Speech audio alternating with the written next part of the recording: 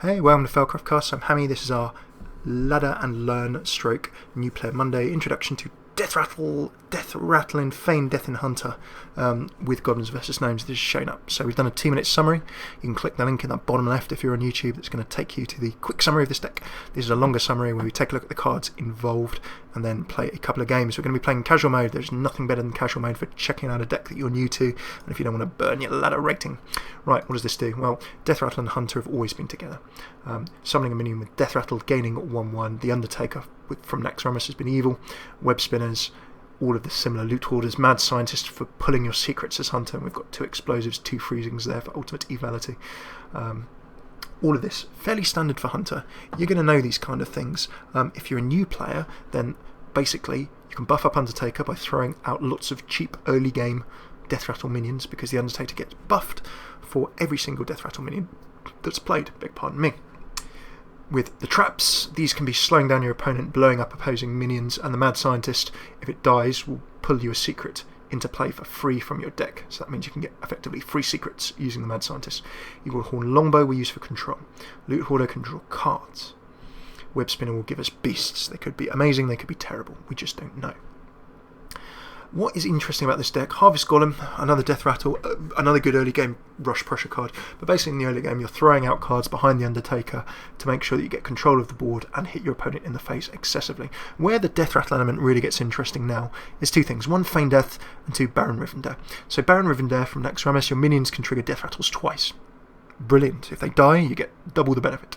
However, what happens if you use Feign Death? Triggers all Deathrattles on your minions, but your minions don't die. So if you trigger all Deathrattles and Baron Rivendare is up, then suddenly not only are all of your minions alive, but you get double benefit on all of them by using Feign Death. So what do we have that can abuse that? Well, the Piloted Shredder, summoning random 2 costs. The Piloted Sky Golem, summoning random 4 costs. The Sludge Belcher, summoning slimes. And then Feign and Stalag are my personal thing I want to try in this deck. You may remember Shamans using various cards to use and abuse, destroying these cards and resummoning them so they can be destroyed again to summon multiple Thaddiuses. Thaddiuses, of course, 11 attack, 11 health. So the Belcher will be a usual tank in the mid game. We've still got Savannah Highmane that can pressure, same as any other Hunter would. All of these minions can pressure and do a job in their own right. But if you can get away the combo of Feign Death and or Baron Rivendare, then they start giving double the value that they normally give, as does Sylvanas Windrunner. So I put in Stalag and Feign here. In the version that we were taking a look at, which we linked in the YouTube description, it did not have Stalag and Feign in. It went instead for Sneed's Old Shredder, the Goblin legendary from Goblins versus Gnomes, that summons various things in.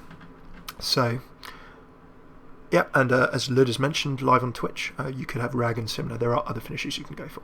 So that is this deck really. It's a Hunter. It's a Hunter. If you're new to playing Hunters, then there are a lot of mechanics that we can show you as we go here. But what we're now going to do is jump into a couple of casual games here, and we're going to show you not only the power of Hunter in general,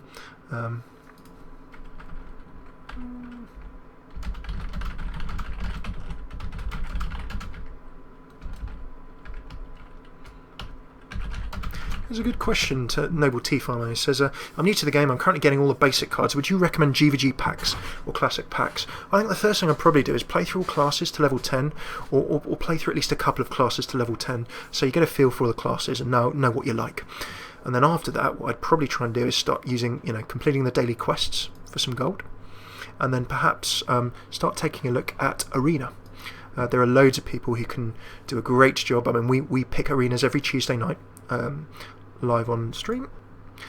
But Arena is great because 1, it gives you dust that will let you make cards. 2, it gives you gold, and 3, it gives you packs when you complete an Arena run as well.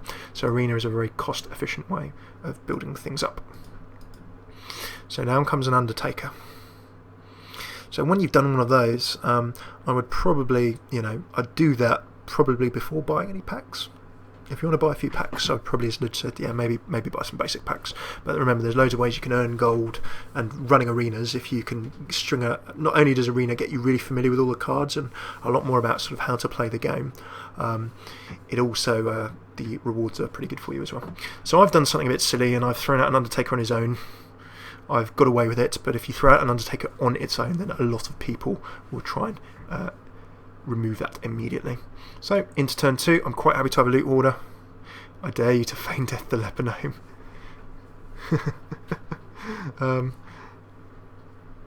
That's very, very tempting. I've got 5 to level 10. Should I always save for arena?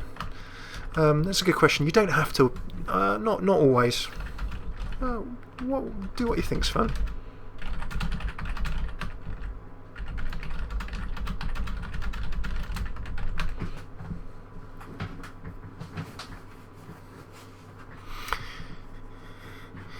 Okay, so I should end turn. We shouldn't be trolling our opponent by being slow.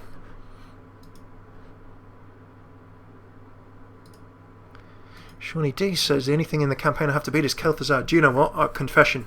I think that I've still not gone and beaten Kel'Thuzad yet. Or if I've beaten him, I haven't beaten something else. Maybe I've not beaten Kel'Thuzad Heroic. There's something that I've missed. In the meantime, okay, we see our Paladin. So I know that Paladin, in the current sort of state of game, what he's going to be trying to do is build up maybe loads of littlies. Although there's a Mustafa Battle Trump Paladin on our YouTube that's quite interesting. At this stage, I'm going to be quite happy doing this. I'm going to do that. So if he decides with an explosive trap down, when your heroes attack, deal 2 damage to all enemies. So if he really does decide to attack my hero, I'm going to wipe every single one of his minions off the board. Hunter traps, you can see freezing trap as well. Very good in trying to control the game state.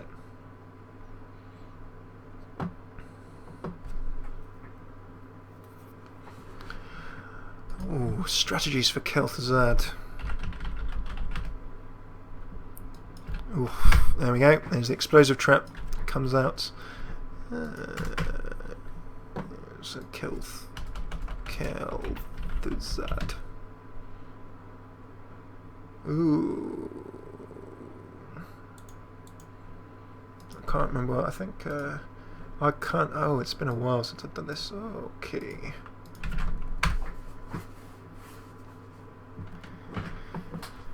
Okay, right, so what do we have now? Right, he's got his silver hand down, I've got a Rivendare. Now you see, this is where I can start trying to abuse things in future turns. Firstly, the Shredder. I could feign death and double it. My minions will trigger Deathrattles twice, all well and good. The Shredder I'm quite happy with.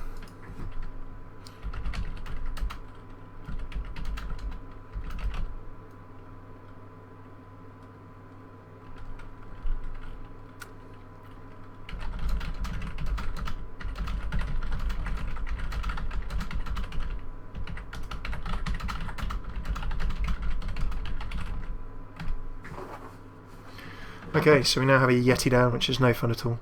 But maybe we can do something a bit fun here. If we throw down Rivendare, this might be a little bit early. But I think actually, no, what I'm going to do is Freezing Trap. Because then if he does decide to attack with the Yeti, then that's going to go back to hand. I can throw down one of these. Now, as a hunter, I'll be quite happy throwing out my hero power as well, don't forget.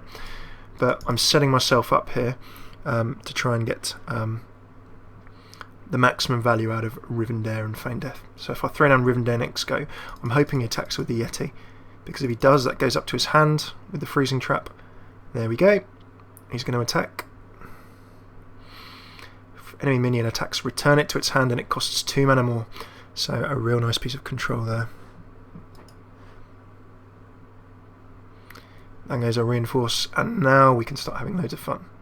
So I've got 2 Feign Deaths.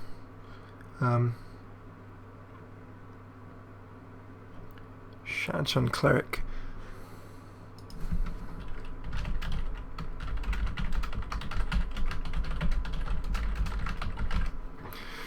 Okay, so here is the fun we can have. Let's start having the fun. So down goes Rivendare. Minions traded Deathrattles twice. I'm going to throw down a Feign Death now. So this is the combo that really, I was like, oh my goodness. And we can see not only do we get 2 Shredders, but we get a Master Swordsmith and a Mighty Berserker. And suddenly, and you know what? Oh, do you know what? I've kind of filled the table. These are a bit disappointing. This is the one challenge with this, because now I would rather have my piloted Shredder wrecking things.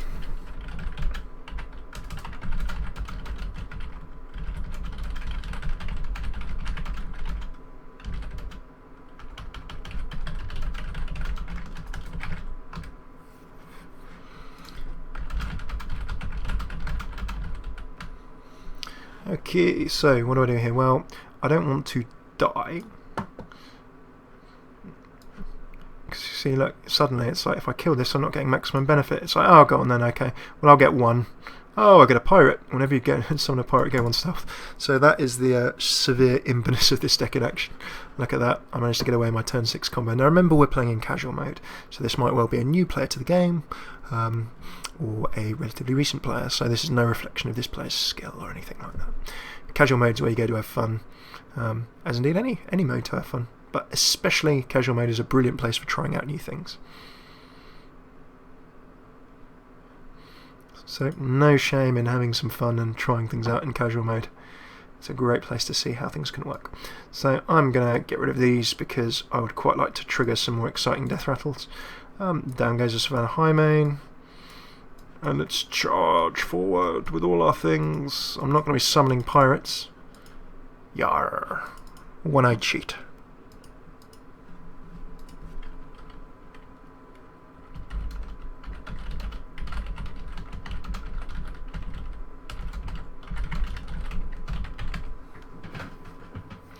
There we go. Good game. So let's play with just one more game, and we can take a little look at how this can develop in other ways. So let's play one more casual game. Operation Legend. We're currently, oh well, thanks to you folks, we're just about to get back into rank 7 again.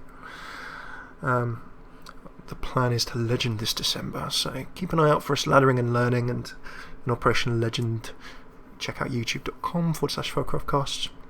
Hopefully we're going to Legend this time because we have the time. Right, we're playing a fellow Hunter.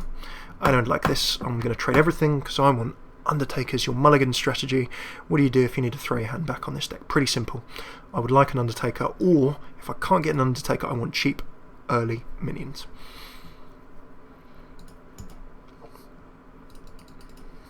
And courtesy of Thrash, I believe it was. On this board, of course, you can shuffle it around. I'm going to launch the rocket. Yay. I'm also going to hold this open and see if I can get the little... I want to get the little thing. You can get the... I don't want to know how you blow the embers from here, and they can catch these on fire and set everything off. Anyway, without being distracted, playing a fellow Hunter, what do I fancy? A Mad Scientist is good. I can do the 2 damage, I can pull a secret nice and early. Because I've got a Freezing Trap in my hand, of course the likelihood is I'm going to be pulling an explosive. 2-to-1 chance on.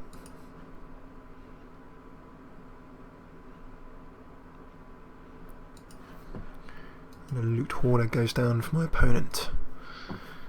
Right, Feign Death is ready. Okay, we've got a Fugen. Do I want to Freezing Trap with a Loot Hoarder? Probably not. I'm actually going to... This is going to be a rush to the bottom. Who's going to do the most damage the most quickly? So I'm going to see if he sacrifices my Mad Scientist. I would imagine he'll probably go for the Loot Hoarder. Just go for the straight trade. So we both draw cards rather than giving me the secret, which might mess him up. Or them up.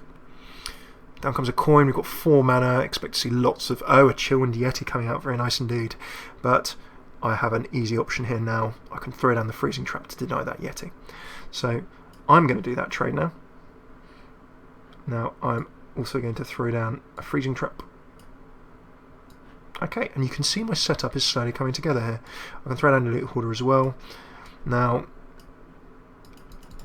this Hunter will be thinking the same as we would think if we were playing against someone else.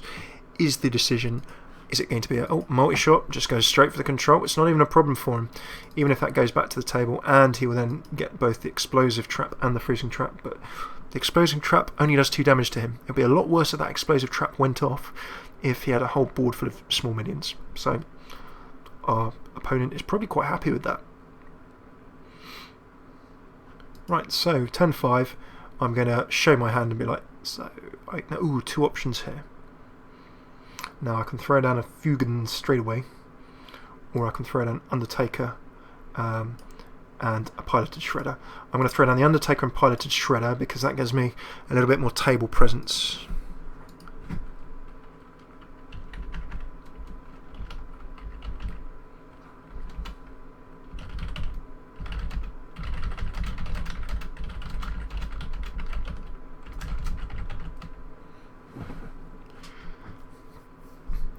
Righty then, so I could have gone for Feign, but I decided that actually by going for these two, I've got two things that I can trigger Deathrattles with Baron Rivendare, and I have the Feign Death, so we can actually start the abuse in sort of 2 turns time if we really want. So do I want to go for Rivendare, or do I want to jam-pack my table full of even more options? Well, the Sky Golem is going to be heavily nice. There we go. I can remove this, I can remove that. I just need to hope my Hunter doesn't go for anything too nasty, because I've got my myself very set up here. Now you can see Rivendare and Feign Death can go down, and then I'm going to have double of this, double of this. That's going to be very nice indeed. Down goes a Yeti with that 2. Can he do anything that clears this table? I do not think that he can. Hunter's Mark.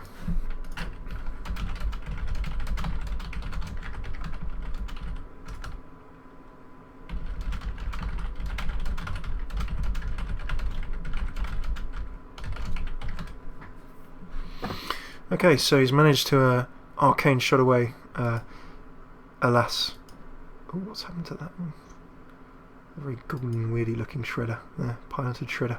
It's because it's been Hunter's marked. So the Hunter's marked as Sky Golem.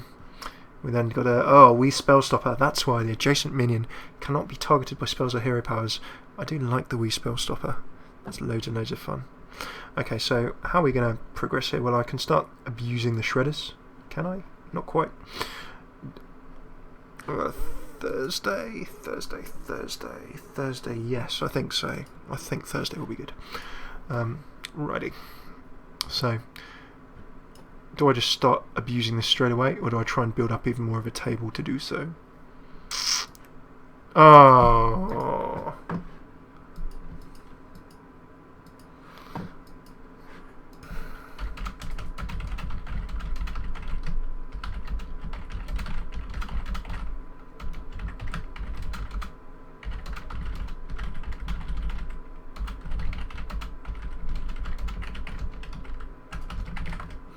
Okie dokie, so there we go. Alas, I was really hoping we could show you a little bit more, but hopefully, we won't take this onto ladder but in this episode, but hopefully that shows you a little bit about how this death rattle and roll fun style warrior could work. So it's a little bit of a shame that we didn't get to show a bit more.